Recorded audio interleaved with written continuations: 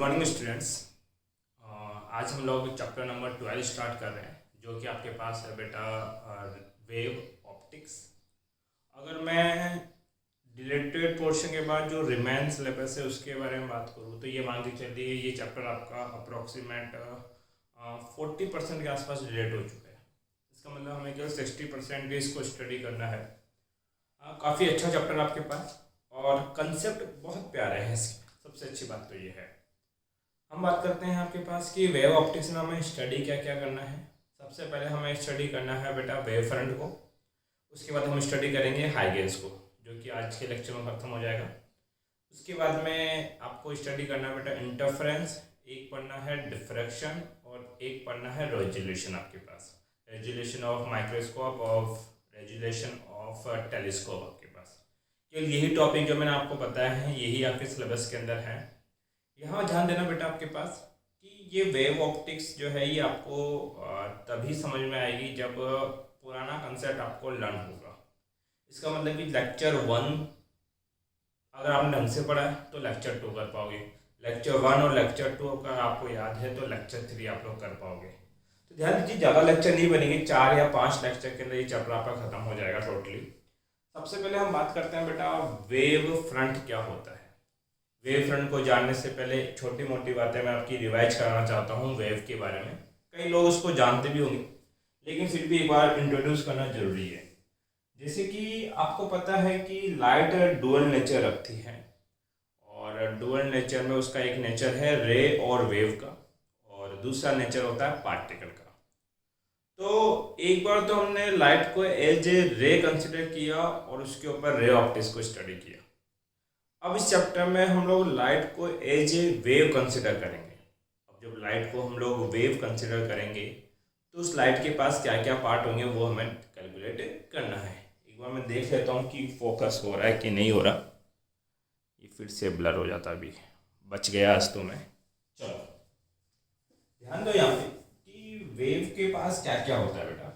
जैसे कि मान लेते हैं ये आपकी क्या है बेटा वेव है। तो इस वेव के अंदर जो ये ऊपर का पार्ट फॉर्म होता है इसको बोला जाता है बेटा क्रस्ट। क्या बोलते हैं? क्रस्ट। और जो नीचे वाला पार्ट होता है इसको बोला जाता है बेटा ट्रफ। ये ट्रफ हो गया। यहाँ पर बेटा इसके फेज लिखते हैं। जैसे ये फेज है 0 का, ये है बेटा π/2, ये है पाई, ये है 3π/2 और ये है 2π आपके पास। ठीक है, ये जितना मैक्सिमम जाएगा बेटा इसको बोलते हैं एम्पलीट्यूड। क्या बोलते हैं बेटा? एम्पलीट्यूड आपके पास। ठीक है, अब बेटा इसका एक होता है क्या फेज डिफरेंस या फेज एंगल। मान लेते हैं इस वेव का जो फेज है वो है ओमेगा टी के रेस्पेक्ट में। ठीक है, और इस वेव का जो एम्पलीट्यूड है वो कंसिडर कर लेता हूँ कितना बेटा ए। और आपको बोला जाए कि इस वेव की इंस्टेनियस टाइम पे इक्वेशन क्या होगी। तो जब हम लोग इस वेव की इक्वेशन लिखेंगे तो वो इक्वेशन होगी बेटा एम्पलीट्यूड कितना ए और वेव किस टाइप की है साइनोसोडल, मतलब कि साइन के टर्म में बनेगी साइन, और वेव का फेज कितना है सर ओमेगा टी। ये वेव का क्या हुआ बेटा इक्वेशन आपके पास किसी इंस्टेंट पे। ठीक है, इसके साथ 2 टर्म और होती है। जैसे मैं बात करना चाहूँ ये आपके पास क्या है बेटा वेव है। इस वेव के सेम एम्पलीट्यूड वाले किन्हीं भी 2 पॉइंट को अगर आप मीट करते हो, जैसे कि ये पॉजिटिव में मैक्सिमम एम्पलीट्यूड है और ये भी अगला पॉजिटिव में मैक्सिमम एम्पलीट्यूड है, यहाँ से यहाँ ये जितना डिस्टेंस ट्रेवल करेगी वेव इसको लिखा जाएगा बेटा वेवलेंथ ऑफ द वेव, जिसको लैम्डा से रिप्रेजेंट करता है। जैसे कि इस पॉइंट पे एम्पलीट्यूड कितना पॉजिटिव भी 0, अगेन 0 यहाँ आया है तो ये डिस्टेंस भी क्या लिखा जाएगा बेटा लैम्डा। मतलब कि जिन 2 पॉइंट का एम्पलीट्यूड सेम है उन 2 पॉइंट के बीच का डिस्प्लेसमेंट क्या बोला जाता है बेटा वेव लेंथ आपके पास। एक होती है बेटा फ्रीक्वेंसी। फ्रीक्वेंसी का मतलब क्या है कि 1 सेकंड के अंदर ये जितने साइकिल कंप्लीट करेगा, मान लो यहाँ से लेके यहाँ तक जो टाइम लगता है वो है 1 सेकंड, तो एक सेकंड देखो, एक साइकिल ये हुआ, फिर अगला साइकिल ये हुआ, फिर ये आधा ही हुआ। इसका मतलब इसने टोटल 2.5 साइकिल कंप्लीट किए इन 1 सेकंड। तो इस वेव की फ्रीक्वेंसी कितने की हो जाएगी बेटा? 2.5 हर्ट्ज। मान लो ये कोई अनदर वेव थी और यहां तक जाने में उसको पूरा 1 सेकंड लग गया, तो इसका मतलब इसने एक सेकंड के अंदर एक ही साइकिल रिपीट किया अपना। तो इस वाले वेव की फ्रीक्वेंसी कितनी होगी बेटा? 1 हर्ट्ज आपके पास, ठीक है, ये 1 हर्ट्ज। तो ये वेव के बारे में एक छोटी सी इंफॉर्मेशन थी आपके पास जो हमें जाननी है। अब ध्यान दीजिए बेटा, यहाँ पे हमें स्टडी करना है वेव फ्रंट को। सबसे पहले मैं ये समझाने की कोशिश करता हूँ कि वेव फ्रंट होते क्या है। ध्यान देना इस बात पे, तो फोकस करें। आप लोगों ने वाटर के वेव फ्रंट सब जगह देखे। वाटर के वेव फ्रंट की बात करता हूँ, जैसे मान लीजिए कोई पॉन्ड है, कोई तालाब आपके पास है और उसका वाटर जो है अभी रेस्ट में है, मोशन नहीं कर रहा, और आप क्या होते हैं उसके सेंटर पे जाके एक बड़ा सा या इतना बड़ा एक स्टोन नीचे गिराते हो। जब आप स्टोन नीचे गिराओगे तो वाटर कहाँ जाएगा सर? जो स्टोन है वो वाटर की सरफेस पे क्या लगाएगा? फोर्स, और स्टोन तो कहाँ चला जाएगा सर? आपके बॉटम पर। बट वहाँ आप देखोगे कि वहाँ पे सर्कुलर रिंग डेवलप हो जाएगी और आपको ये फील होगा कि वो रिंग धीरे धीरे पहले एक रिंग, फिर उसके आगे एक दूसरी रिंग, फिर उसके आगे एक तीसरी रिंग, और ये रिंग्स ऐसे सेपरेट होती जाएगी और सेपरेट होते होते जहाँ तक उस पॉन्ड का किनारा है वहाँ तक पहुँचेगी और फिर ख़त्म हो जाएगी आपके पास। तो ये जो सर्कुलर वहाँ पे कुछ फॉर्म हुआ ना, इसी को ही क्या बोला जाता है बेटा? Wave front of water. अब ये जो वाटर के वेव फ्रंट है, ऐसे ही वेव फ्रंट बनते हैं किसके अंदर बेटा? लाइट में। अब लाइट में मैं आपको दिखा तो नहीं सकता, लेकिन समझाने का तरीका वही रहेगा आपके पास कि किस तरीके से फॉर्म होता है। इस बात को ध्यान देना बेटा यहाँ पे कि वेव फ्रंट का ये डेफिनेशन है जो हमें स्टडी करना है, वो कैसे है। जैसे बात करूँ, सबसे पहले एक छोटा सा एनालाइज करना आप लोग। मान लीजिए यहाँ पे एक टेबल रखी है, ये टेबल रखी है और टेबल पे मैंने रेत को बिछा दिया, इतनी मोटी रेत बिछा दी आपके पास, ठीक है, और उसको प्लेन कर दिया, बराबर कर दिया। अब क्या करता हूँ मैं, उस टेबल के सेंटर में अपनी जो 4 फिंगर ऐसे रखता हूँ अंदर और ऐसे सर्कल पे घुमा देता हूँ। इस सर्कल पे मैंने घुमा दिया आपके पास, ठीक है। तो आप क्या देखोगी, जो फिंगर मैंने अंदर डाली वहां तो फिंगर कहाँ चली गई? ऊपर, और जहां गैप था वहां पे जो रेत है वो कहाँ उठ चुकी है बेटा? ऐसे ऐसे आ गई। अब मैं क्या करता हूँ, अगर मैं इसको टॉप से देखूंगा तो आपको ऐसे सर्कुलर रिंग्स दिखाई देंगे, एक के बाद एक, एक के बाद एक। लेकिन जब आप थोड़ा हॉरिजॉन्टल मतलब नीचे बैठ के साइड से देखोगे ना बेटा, तो आपको दिखाई देगा कि पहले रेत का है नीचे, फिर कहाँ उठी हुई? ऊपर, फिर कहाँ गई है? नीचे, फिर वापस कहाँ उठी है? ऊपर, फिर नीचे और फिर ऊपर। देखो ये जो शेप आ रही है ना, ये कैसी शेप है? एक वेव की शेप है। तो एक्चुअल में क्या है कि जो सर्कल हमें वाटर में दिखाई पड़ रहे थे वो सर्कल ही है आपके पास, वैसे ही देखना चाहे तो आपके पास। तो अगर उन्होंने वाटर को आप बिल्कुल हॉरिजॉन्टल लेवल पे जाके देखोगे तो आपको दिखेगा कि पानी पहले नीचे जा रहा है, फिर ऊपर, फिर नीचे जा रहा है, फिर ऊपर। और ये जो फिनोमिना है ना, ओशियंस पे या सी वाटर में बहुत ज़्यादा दिखाई पड़ता है, इसलिए वहाँ पे हमें वेव भी ज़्यादा देखने को मिलती है। वेव कैसे आती है ओशियन में? सर पहले तो वेव ऊपर जाती है, फिर वेव नीचे, फिर ऊपर। वहाँ पे हम लोग किनारे से देख रहे होते हैं और वेव का जो ट्रफ और क्रस्ट है वो बहुत बड़े होते हैं, इसलिए प्रॉपर वेव आपको दिखाई पड़ते हैं। एक तो ये, सॉरी एक मिनट, देखो बेटा, तो हम बात कर रहे थे कि वेव फ्रंट फॉर्म होती है। अब वेव फ्रंट का थ्योरेटिकल डेफिनेशन क्या है वो हमें स्टडी करना है। उसके लिए एक छोटा सा एग्जांपल देता हूँ। मान लीजिए आपके पास लाइट का एक बल्ब है, तो उस बल्ब से जो वेव्स निकलेगी क्या वो एक तरफ होगी क्या? नहीं, चारों तरफ। एक वेव इधर, एक इधर, एक इधर, एक नीचे, एक ऊपर, एक लेफ्ट, एक राइट, एक इस कोने में, चारों तरफ वेव निकल रही है। तो आइए देखते हैं। मान लेते हैं मेरे पास एक पॉइंट सोर्स है, ठीक है। इस पॉइंट सोर्स से एक वेव ऐसे निकल रही है, ये वेव है। इस वेव का ये फेज कितना होगा 0, ये होगा पाई, ये कितना होगा सर 2 पाई। एक वेव यहां से भी निकलेगी ऐसे, ये भी कितना होगा सर 2 पाई। एक वेव ऐसे निकलेगी, ये भी कितना होगा 2 पाई। एक वेव ऐसे निकलेगी, ये भी कितना होगा 2 पाई। एक वेव ऐसे निकलेगी, ये भी कितना होगा सर 2 पाई। अब देखो, अगर मैं कहूं कि ये वेव सिंगल पॉइंट सोर्स से निकली है आपके पास और सेम फेज में इस वेव के पार्टिकल कहाँ है उसकी पोजीशन के बारे में बात करूं, मैं आपसे पूछूं कि 2 पाई के बाद पहली वेव का पार्टिकल कहाँ मिलेगा, तो आप बोलोगे ये आपकी सर फर्स्ट वेव है, 2 पाई फेज पे यहाँ मिलेगी, दूसरे का 2 पाई यहाँ मिलेगा, तीसरे का 2 पाई यहाँ मिलेगा, चौथे का 2 पाई यहाँ मिलेगा और पांचवे का 2 पाई यहाँ मिलेगा। तो ये जितने भी मैंने कट लगाए हैं ये सारे के सारे कट सेम फेज के अंदर है। इसका मतलब इस पॉइंट पे इस वेव के जितने भी पार्टिकल हैं वो कितने फेज पे वाइब्रेट कर रहे हैं बेटा, 2 पाई फेज पे क्या कर रहे हैं, वाइब्रेट।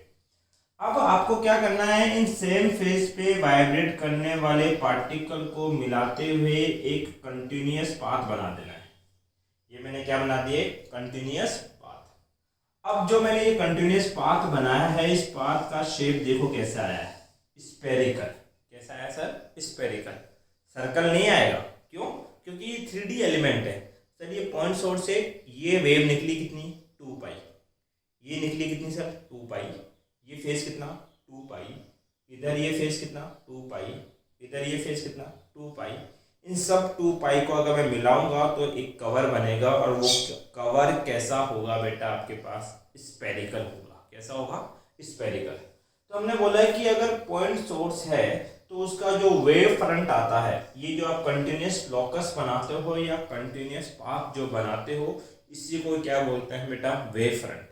तो अगर पॉइंट सोर्स है तो उसका वेव फ्रंट कैसा बनता है बेटा, स्फेरिकल। आइए डेफिनेशन देखते हैं।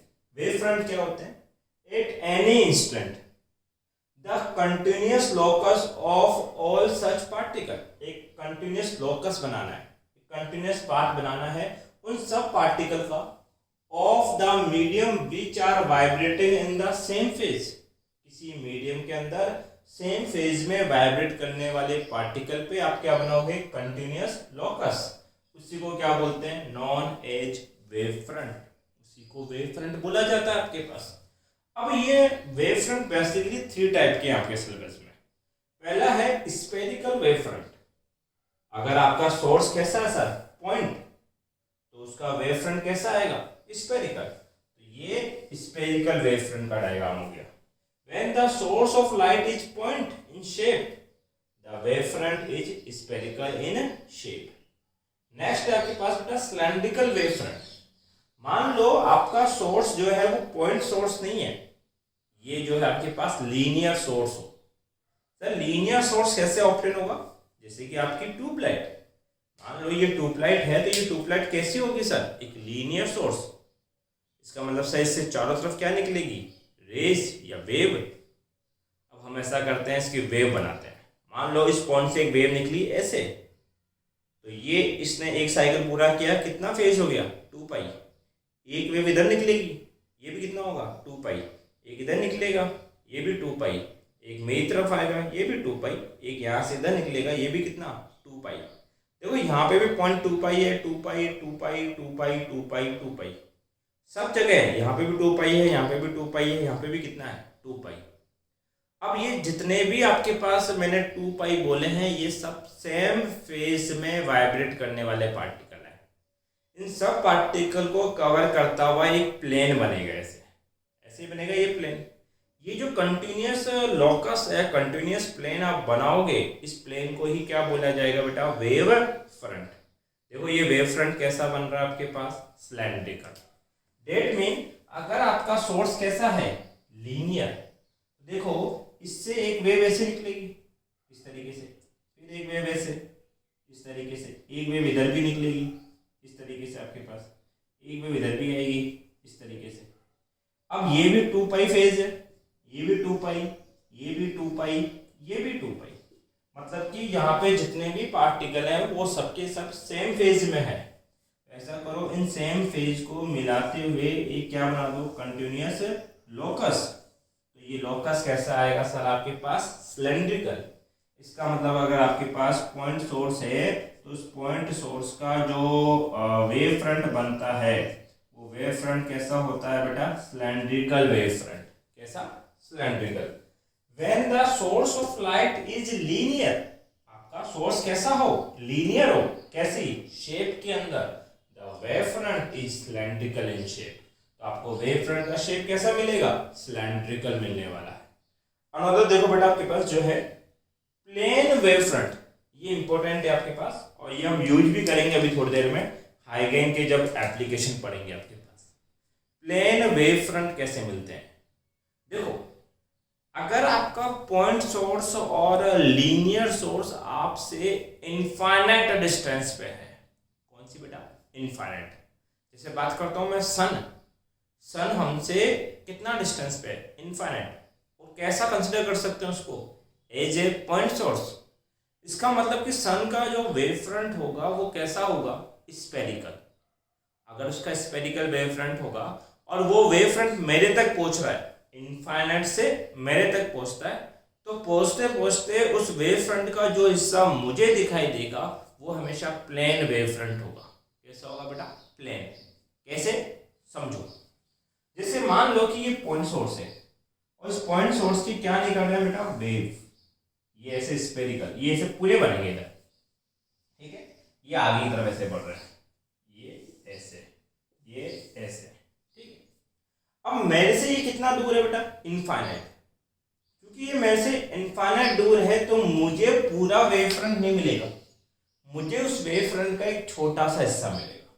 जैसे कि ये हिस्सा मिला मुझे, केवल इतना सा, ये हिस्सा मिला इतना सा, ये हिस्सा मिला इतना सा। ऐसा करो, इन छोटे छोटे हिस्से को देखो। जैसे कि सर आपने फुटबॉल देखी है, फुटबॉल, और वो फुटबॉल जैसे कि वाइट और ब्लैक कलर के स्पॉट से बनी होती है, तो आप देखोगे वो पूरा फुटबॉल तो आपको कैसा दिखाई देता, कर्व। लेकिन अगर उसका एक छोटा सा वाइट कलर का स्पॉट आप कट करते हो तो वो स्क्वायर का शेप है। कैसा शेप है, स्क्वायर। और एक प्लेन है, कैसा है, प्लेन। वो कर्व नहीं है, बहुत सारे मिलते हैं तब क्या बनता है, कर्व फॉर्म होता है। तो इसका छोटा सा हिस्सा देखोगे तो ये आपको एक प्लेन मिलेगा। ये भी कैसा मिलेगा, एक प्लेन। ये भी कैसा मिलेगा, प्लेन। इसका मतलब कि जब आपके पास कौन होते हैं, पॉइंट सोर्स और लीनियर सोर्स कितने डिस्टेंस पे, इनफाइनाइट डिस्टेंस पे होते हैं, तब उनका जो वेव फ्रंट होता है वो कैसा होता है बेटा, प्लेन वेव फ्रंट।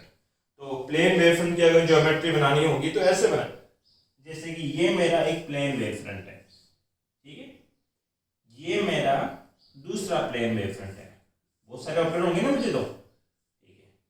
तो जो रेज निकलेगी ना वो इन प्लेन वेव फ्रंट की क्या होगी, परपेंडिकुलर। हर जगह ऐसा हो रहा है। देखो आपके पास ये रे की डायरेक्शन है और ये वेव फ्रंट है, कितना एंगल बना रहा है सर, 90।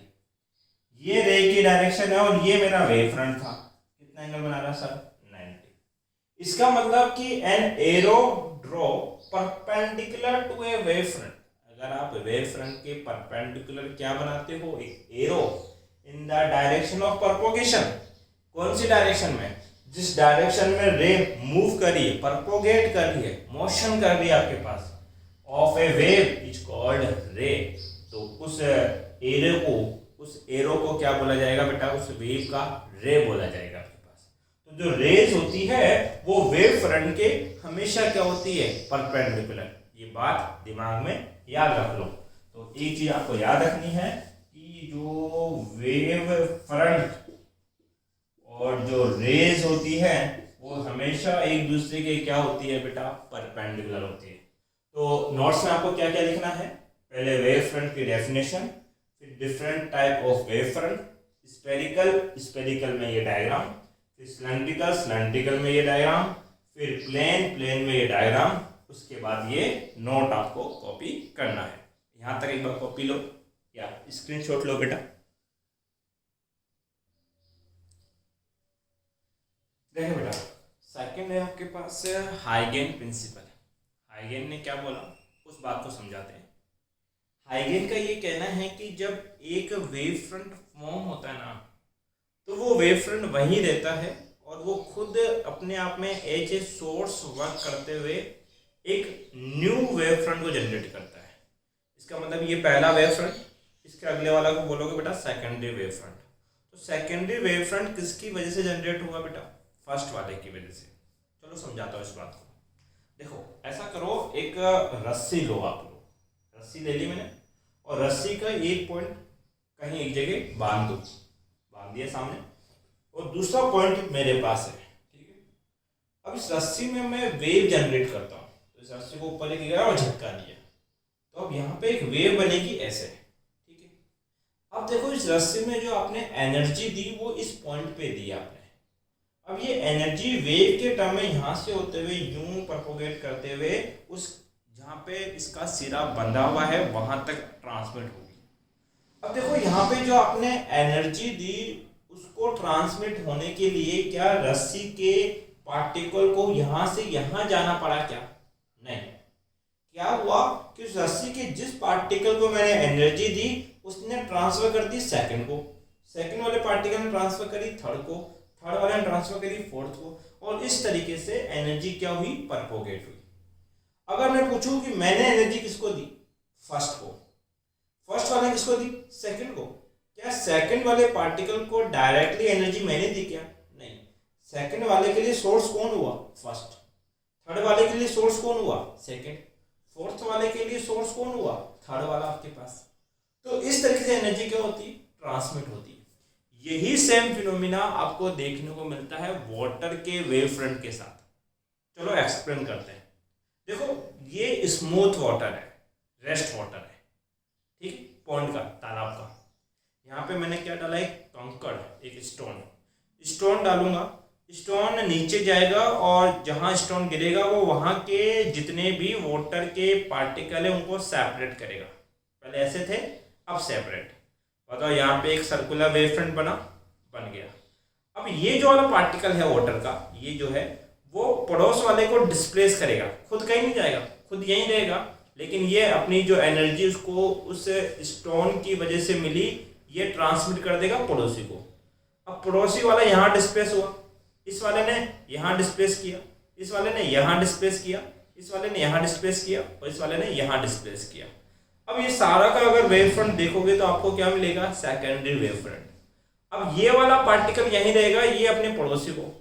इस तरीके से आप देखोगे कि एनर्जी सर्कुलर फॉर्म में डिस्ट्रीब्यूट होते होते उस पॉन्ड या उस तालाब के किनारे तक पहुंच जाती है। तो हमने एनर्जी दी सेंटर में और पार्टिकल डिस्प्लेस नहीं हुआ, एनर्जी डिस्प्लेस हुई। अगर मैं पूछूं कि वो जो सेकेंडरी वेवलेट बनी थी वाटर की, उसका सोर्स कौन था? उससे पहले वाली वेवलेट उसका क्या थी? सोर्स थी आपके पास, ठीक है। तो हाइगेन ने भी यही बात बोली। हाइगेन ने बोला कि वेव फ्रंट जब फॉर्म होते हैं तो एक सिंगल वेव फ्रंट का हर पार्टिकल अपने आप में एज ए न्यू सोर्स की तरह काम करता है और फिर वो सेकेंडरी वेवलेट को क्या करता है? जनरेट करता है या फॉर्म करता है। इतनी सी बात इन्होंने बताई। तो इनके अकॉर्डिंग क्या होता है? अकॉर्डिंग टू हाइगेन, each point on a wave front is the source of secondary waves. जो सेकेंडरी वेव बनेगी उसके लिए उसका पहला वाला वेव फ्रंट का हर पॉइंट किसी तरह काम करेगा? सोर्स की तरह काम करेगा आपके पास। The secondary wavelet separate out in all direction. जो सेकेंडरी वेवलेट है वो हर तरफ क्या होती है? सेपरेट होती है। किसकी स्पीड से? स्पीड ऑफ लाइट से। किसके अंदर? जो भी मीडियम आप उसको दोगे। देखो मान लो कि आपके पास एक प्लेन वेव फ्रंट है, ठीक है। तो इस प्लेन वेव फ्रंट के जितने भी पॉइंट्स होंगे या जितने भी पार्टिकल होंगे वो सब के सब पार्टिकल अपने आप में एज ए न्यू सोर्स की तरह क्या करेंगे? वर्क करेंगे। तो ये न्यू सोर्स हो गया। अब ये सारे के सारे न्यू सोर्स कैसे हैं बेटा आपके पास? पॉइंट, और पॉइंट सोर्स का वेव फ्रंट कैसा होता है? स्फेरिकल। तो यहाँ पे एक स्फेरिकल वेव फ्रंट, फिर एक स्फेरिकल, फिर एक स्फेरिकल, फिर एक स्फेरिकल और फिर एक स्फेरिकल, ठीक है भैया। तो ये मैंने स्फेरिकल क्या बनाया, वेव फ्रंट। यहां से वेव निकलेगी, ये फेस कितना होगा सर, 2 पाई, ये भी मान लो कितना 2 पाई, ये भी 2 पाई, ये भी 2 पाई, ये भी 2 पाई। तो 2 पाई के बाद इन सब पॉइंट के ऊपर आप क्या बनाओगे बेटा, एक टेंजेंट। ये टेंजेंट बनाओगे, ये टेंजेंट यहाँ पे एक न्यू प्लेन होगा और ये बनेगा बेटा क्या आपका सेकेंडरी वेव फ्रंट। अब ये सेकेंडरी वेव फ्रंट जनरेट किससे हुआ, ये जो आपके पास प्राइमरी वेव फ्रंट थे इसके हर पॉइंट से क्या हुआ बेटा, जनरेट हुआ। ठीक है, तो ये सेकेंडरी वेव फ्रंट है। एक बात ध्यान रखना, सेकेंडरी वेव फ्रंट हमेशा फॉरवर्ड मूव करते हैं, इनका मोशन हमेशा कैसा होता है, फॉरवर्ड। वेव फ्रंट हमेशा आगे ही बढ़ते हैं, कभी भी पीछे नहीं आते आपके पास। जैसे वाटर के आपने देखे, पहला बन गया तो दूसरा बनेगा, तीसरा बनेगा, ऐसा नहीं है कि वो वापस आपके पास कन्वर्ट हो रहे हैं, छोटे होते जा रहे हैं, नहीं, हमेशा सेपरेट आउट ही होते हैं आपके पास। इसके पीछे रीजन दिया गया साइंटिस्ट का, और रीजन ये था कि ये जो वेव फ्रंट बनते हैं ना, इसमें कौन काम में आती है, वेव। और वेव का क्या होता है, एम्पलीट्यूड। बिना एम्पलीट्यूड के वेव का होना ना होना कोई मतलब नहीं है यहाँ पे आपके पास। तो अगर ये एक वेव बन रही है और वेव का क्या है, एम्पलीट्यूड, तो रीजन ये दिया गया कि इस वेव का जो एम्पलीट्यूड होगा वो डायरेक्टली प्रोपोर्शनल होता है बेटा 1 प्लस कोस थीटा के, 1 प्लस कोस थीटा। और थीटा जो है वो एंगल है between, theta is the angle between रे एंड propagation डायरेक्शन, मतलब जिस डायरेक्शन में वेव जा रही है उसकी डायरेक्शन और जो रे है इनके बीच का एंगल। चलो इस पॉइंट के बारे में बात करते हैं, फॉरवर्ड के बारे में बात करते हैं। जब रे फॉरवर्ड जाएगी तो प्रोपोगेशन भी किधर होगा, फॉरवर्ड, और रे भी किधर होगी, फॉरवर्ड। दोनों चीजें सेम डायरेक्शन में है। थीटा कितना, 0, cos 0 डिग्री कितना, 1, 1 प्लस 1 कितना हो जाएगा, 2। मतलब कि wave have some amplitude, but अगर आपकी वेव बैकवर्ड जाती है, कहां जाती है बेटा, बैकवर्ड, तो रे तो इधर और प्रोपोगेशन आप क्या बता रहे हो सर, बैकवर्ड। तो इनके बीच में नेट एंगल कितना बनेगा सर, 180। अगर जब नेट एंगल 180 होगा तो कोस 180 कितना होता है, -1, एक 1 दूसरा -1, टोटल 0। 0 है तो उस वेव का एम्पलीट्यूड कितना, 0। और जिस वेव का कोई एम्पलीट्यूड नहीं है वो वेव ही नहीं है आपकी, वो वेव ही नहीं है। इसका मतलब पीछे की तरफ कोई वेव ही नहीं जाती आपकी। डेट मीन अगर पीछे कोई वेव नहीं जाती तो पीछे की ओर कोई वेव फ्रंट ही नहीं हो सकता। इसलिए बोला जाता है कि जो वेव फ्रंट होते हैं वो हमेशा फॉरवर्ड डायरेक्शन में मूव करते हैं, बैकवर्ड में मूव ही नहीं करते। ये बात किसने बताई सर, हाइगेंस ने बताई हमें। ठीक है, अब हाइगेन के प्रिंसिपल के बेसिस के ऊपर हम लोग लाइट के दो फिनोमिना को डिफाइन करेंगे और मैथमेटिकली प्रूफ करेंगे। कौन कौन सा फिनोमिना आपके पास, एक तो रिफ्लेक्शन और एक रिफ्रैक्शन। एक बार यहां तक कॉपी करें बेटा, देखो बेटा, reflection on the basis of wave theory. वैसे रिफ्लेक्शन आप लोग पढ़ के आ चुके हो, 10th में भी आपने पढ़ा होगा। रिफ्लेक्शन के दो रूल है। पहला रूल ये होता है कि सर ये मिरर होना चाहिए और इस मिरर पे एक रे क्या होती है, इंसिडेंट। इसको बोला जाता है सर इंसिडेंट रे। और इस पॉइंट पे हम क्या बनाते हैं सर, एक नॉर्मल। ये बनता है हमारा नॉर्मल और ये होती है हमारी रिफ्लेक्टेड रे, रिफ्लेक्टेड रे। अगर रिफ्लेक्शन की बात करें हैं तो जितनी वेलोसिटी इंसिडेंट रे की होगी उतनी ही वेलोसिटी रिफ्लेक्टेड रे की भी होगी। आपको ये भी पता है कि सर इंसिडेंट रे और नॉर्मल के बीच एंगल होता है इंसिडेंट एंगल I और रिफ्लेक्टेड रे और नॉर्मल के बीच एंगल होता है reflected angle R। Law of reflection ये कहता है कि इंसिडेंट एंगल और रिफ्लेक्टेड एंगल एक दूसरे की क्या होने चाहिए, इक्वल। पहला रूल ये है। और दूसरा रूल ये है कि incident ray comma normal comma and reflected ray all are lie in same plane, मतलब कि ये सारे के सारे जो आपके पास है सेम प्लेन में लाई करने चाहिए, आपके पास होने चाहिए। ठीक है, अब ये दोनों बातें हम लोग प्रूफ करेंगे कैसे, जब ये मान के चलेंगे कि यहाँ पे रे इंसिडेंट नहीं हो रही, यहाँ पे कौन इंसिडेंट हो रहा है बेटा, वेव इंसिडेंट हो रहा है। इसका मतलब वेव नेचर के फिनोमिना के ऊपर हम लोग लॉ ऑफ रिफ्लेक्शन को क्या करने वाले हैं, प्रूफ। ध्यान देना, इसको ज्योमेट्री बड़े ध्यान से समझना इसकी।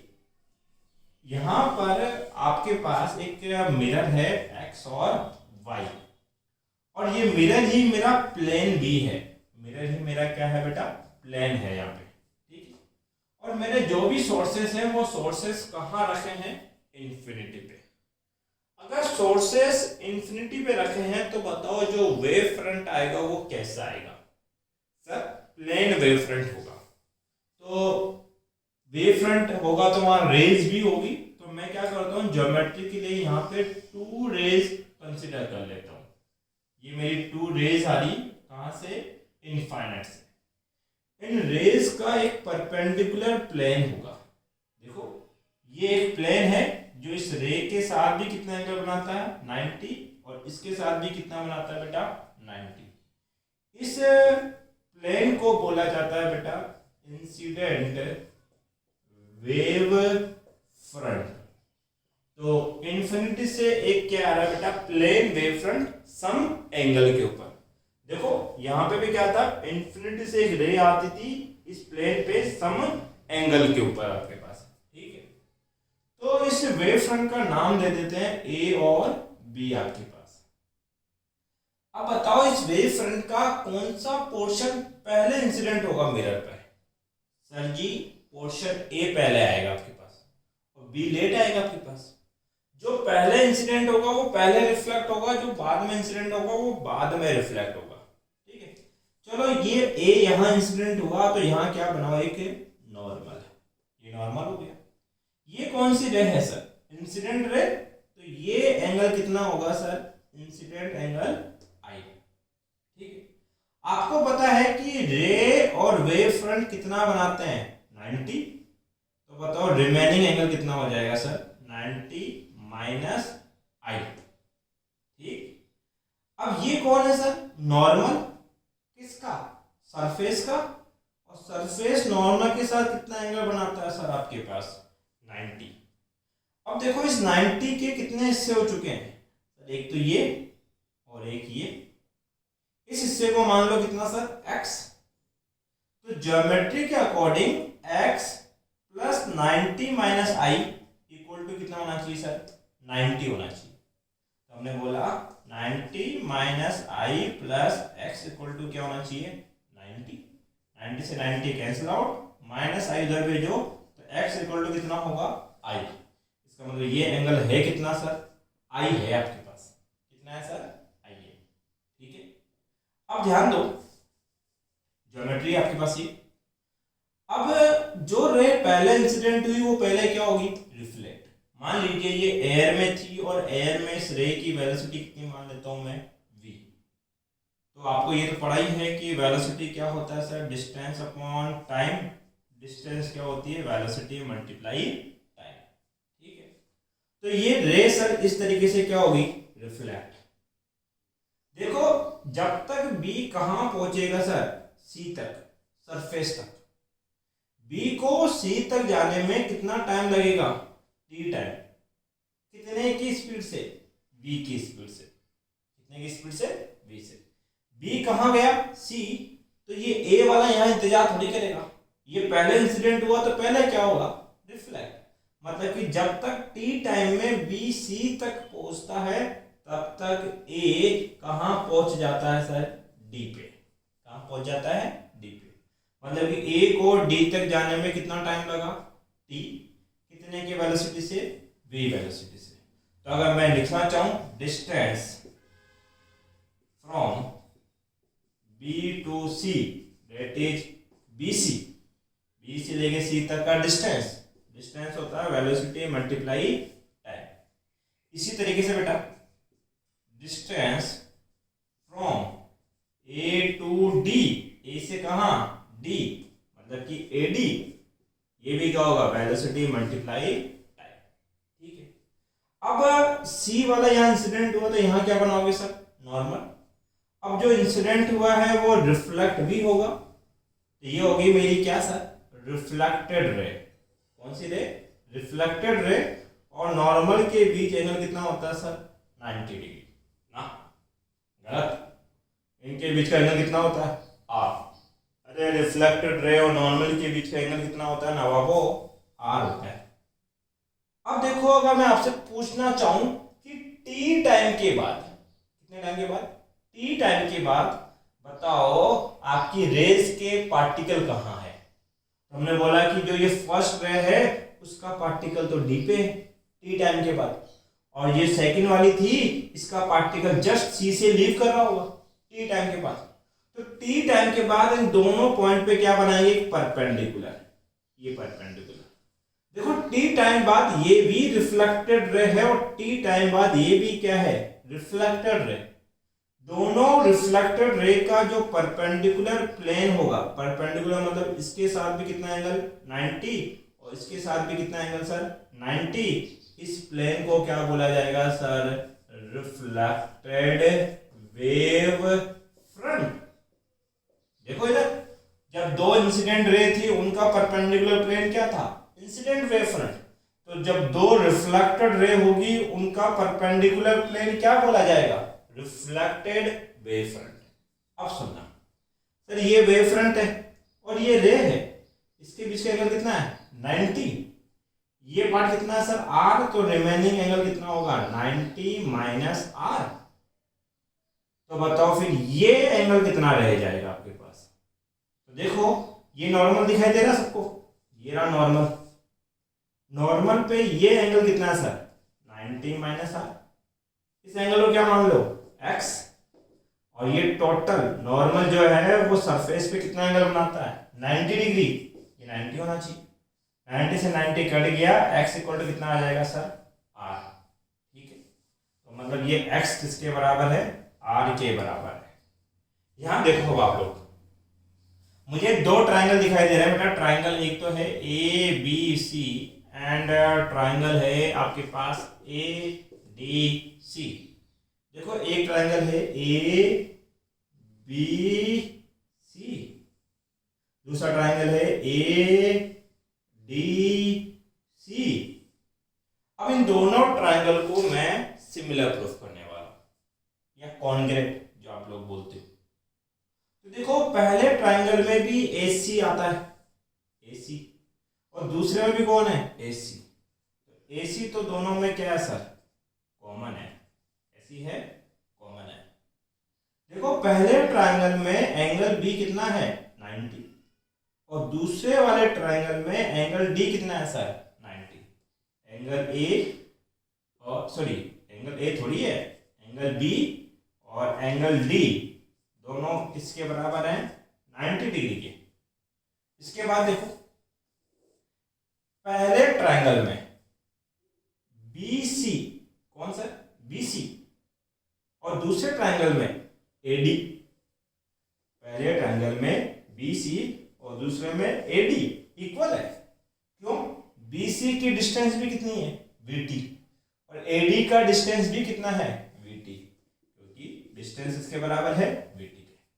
देखो मैंने दो तो साइड बराबर कर दिया और एक एंगल बराबर कर दिया, तो SAS रूल के अकॉर्डिंग दोनों कॉन्ग्रुएंट है। और जब दोनों ट्राइंगल कॉन्ग्रुएंट है तो एक प्रॉपर्टी अप्लाई होती है।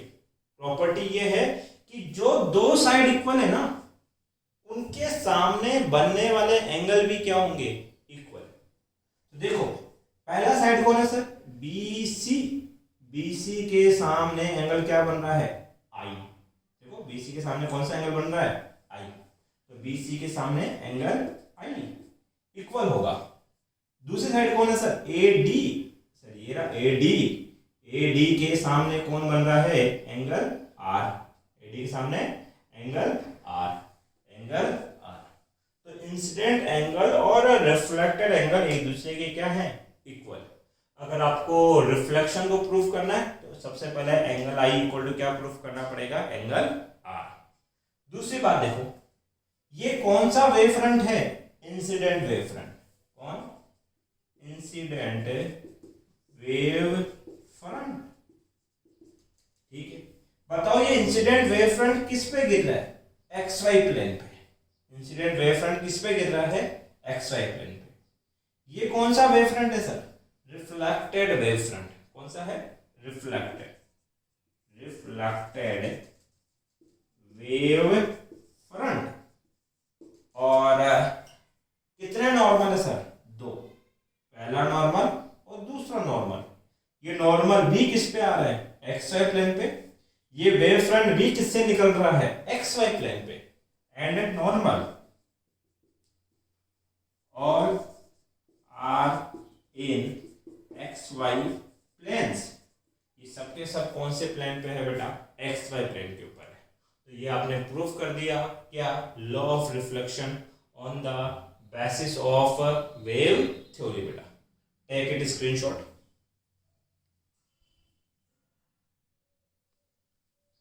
देखो बेटा, सेकंड जो हमें प्रूफ करना है वो है बेटा reflection on the basis of wave theory. सबसे पहले रिफ्रैक्शन क्या होता है वो हमें थोड़ा सा रिकेप करना पड़ेगा। देखो आपने क्या पढ़ा था कि दो मीडियम होते हैं, ऊपर मान लो कि एयर है और नीचे कौन है, वाटर आपके पास। तो ये रेयर मीडियम होगा, ये कैसा होगा, डेंसर। इस मीडियम का रिफ्रैक्टिव इंडेक्स μ1 और इसका क्या मान लो, μ2, ठीक है। रेयर मीडियम के रिफ्रैक्टिव इंडेक्स की वैल्यू कम होती है और डेंसर मीडियम के रिफ्रैक्टिव इंडेक्स की वैल्यू क्या होती है, ज्यादा। जैसे एयर का रिफ्रैक्टिव इंडेक्स होता है 1.00053 और वाटर का रिफ्रैक्टिव इंडेक्स होता है 1.33 आपके पास। ये ज्यादा है आपके पास। ध्यान दो, एयर के अंदर जो लाइट ट्रेवल करेगी उसकी वेलोसिटी ज्यादा होगी कंपैरेटिवली। जब लाइट वाटर में ट्रेवल करेगी तो उसकी वेलोसिटी क्या हो जाएगी, कम। ये तो आपको भी पता है कि अगर आपको नॉर्मल सड़क पे दौड़ने के लिए बोला जाए, मतलब एयर है वहां पे, तब आप हाई स्पीड से रन कर सकते हो। और अगर आपको किसी स्विमिंग पूल में बोला है कि दौड़ो तो आपकी स्पीड क्या हो जाएगी, कम। तो जितना ज्यादा कोलिजन होता है स्पीड उतनी ही स्लो डाउन होती जाती है आपके पास, ठीक है। अब रिफ्रैक्शन, जब हम लोग इसको रे की तरह कंसिडर करते हैं तो रिफ्रैक्शन में क्या क्या रूल आते थे, ध्यान देना कि एक रे सम एंगल पे इंसिडेंट होगी, यहाँ क्या बनेगा सर, नॉर्मल। ये बनेगा सर इंसिडेंट एंगल आई। ये रे जाना कैसा चाहती है, स्ट्रेट, बट रेयर से डेंसर में जाती है तो band towards the normal, band towards the normal, और ये बनता है रिफ्रैक्टेड एंगल आर। यहाँ पे एक साइंटिस्ट आए थे बेटा, स्नेल, और स्नेल ये कहते हैं कि सेकंड मीडियम का फर्स्ट मीडियम के रेस्पेक्ट में रिफ्रैक्टिव इंडेक्स इक्वल होगा साइन आई अपॉन साइन आर के रेशियो के, ठीक है। अब देखो ये बात हमें प्रूफ करनी है, जब लाइट का नेचर हम कैसा कंसिडर करेंगे बेटा, वेव। कैसे प्रूफ करते हैं देखेंगे भी। एक चीज बताओ, जिस मीडियम के रिफ्रैक्टिव इंडेक्स की वैल्यू कम है उस मीडियम की वेलोसिटी क्या है, ज्यादा है। डेट मीन रिफ्रैक्टिव इंडेक्स और वेलोसिटी एक दूसरे के क्या है, इनवर्सली प्रोपोर्शनल आपके पास। यहां पर हमने बोला कि जो v2 होगा वो इनवर्स, सॉरी μ2 इनवर्सली प्रोपोर्शनल होगा किसके, v2 के, और μ1 इनवर्सली प्रोपोर्शनल होगा किसके बेटा, v1 के। दोनों का क्या निकाल देंगे सर, रेशियो। देखो प्रोपोर्शनल हटाएंगे कुछ कांस्टेंट आएगा कि उतना ही कांस्टेंट यहाँ आएगा कि जब रेशियो निकालोगे तो कांस्टेंट क्या हो जाएगा, कैंसिल। ये हो जाएगा बेटा μ2 अपॉन μ1, रेशियो के नीचे रेशियो है, रेशियो को ऊपर भेज दोगे v1 अपॉन v2। μ2 अपॉन μ1 को लिखा जा सकता है μ21 equal to v1 by v2। Clear है। डेट μ21 किसके बराबर होता है, फर्स्ट मीडियम की वेलोसिटी और सेकंड मीडियम की वेलोसिटी के रेशियो के बराबर होता है। तो दो फॉर्मूला तो ये याद रखने हमें यहाँ पे लिंक करने के लिए। पहला रूल तो हम ये प्रूफ करेंगे, दूसरा हम ये प्रूफ करेंगे कि इंसिडेंट रे, नॉर्मल और रिफ्लेक्टेड रे सब एक ही प्लेन पे क्या करते हैं, लाई करते हैं। ठीक है, आओ भैया यहाँ पे वापस। मान लो बेटा आपके पास एक प्लेन है, ऊपर आपके पास एयर कंसिडर कर लो, नीचे आप लोग वाटर कंसिडर कर लो, that is rare, that is denser, here velocity of light is v1 और here velocity of light is v2। ठीक है, और it is the transparent surface x and y plane आपके पास। अरे वाटर और एयर दोनों ही ट्रांसपेरेंट मीडियम है और इनको अलग करने वाला जो सरफेस है वो कौन हो गया, xy प्लेन आपके पास हो। मेरे पास जो सोर्स रखे हैं, पॉइंट सोर्स हो या लीनियर सोर्स हो, that are place at infinite distance. ये कहां पे है बेटा, इनफाइनाइट पे आपके पास है। अब इनफाइनाइट पे है तो जो रेज आएगी वो एक दूसरे के पैरेलल होगी। जी एक रेज तो ये आई और दूसरी रे ये आई। इन रेज का परपेंडिकुलर हम बनाएंगे एक प्लेन, तो ये बनेगा सर आपके पास कौन, इंसिडेंट वेव फ्रंट। और वेव फ्रंट जो होता है वो रेज का क्या होता है सर, परपेंडिकुलर। वेव फ्रंट हो गया ए एंड बी आपके पास। अब इस पॉइंट ए के ऊपर क्या डालेंगे सर, नॉर्मल। ये इंसिडेंट एंगल कितना होगा सर, आई। ये कितना हो जाएगा 90 माइनस आई, ये कितना हो जाएगा आई। देखो समझाने का तरीका बड़ा आसान है। मान लो ये एंगल 30 है, मान लो कितना है 30, ये टोटल 90 बता रहे हो सर आप, तो ये कितना हो जाएगा 60। अब ये टोटल कितना होता है 90 का ये पार्ट 60 है तो रिमेनिंग कितना हो जाएगा सर 30। ये 30 तो ये भी कितना 30, इसलिए कहते हैं हो गया ना